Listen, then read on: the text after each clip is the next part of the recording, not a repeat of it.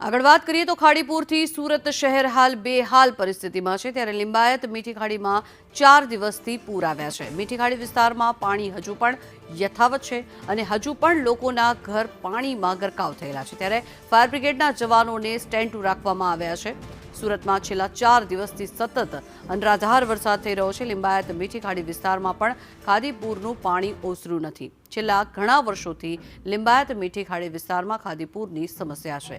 લોકોના ઘર પાણીમાં ગરકાવ થઈ જાય છે અને વર્ષોથી તંત્રના પાપે અહીંના લોકો હાલાકી ભોગવી રહ્યા છે। જોકે હાલ સાવચેતીના ભાગરૂપે ફાયર વિભાગ પણ સ્ટેન્ડ ટુ રાખવામાં આવ્યો છે। 25 साल से रह रहे और हमको तो पहले ये 4 साल 5 साल में तकलीफ होती थी, बट अभी ऐसा हो गया कि हर साल में हमारे को तकलीफ है। हमारे घर में 5-5 6-6 फुट पानी हो जाता है और एसएमसी के द्वारा हमारे को अभी तक तो यूँ समझ लो ना कि 3 दिन हो गया है। अभी हमारे गली मोहल्ले में तो कुछ सुविधा आई नहीं है, कोई मदद आई नहीं है और हम लोग को बहुत परेशानी होती है। जो कॉर्पोरेटर है ये कोई आया नहीं अभी हम लोग को देखने।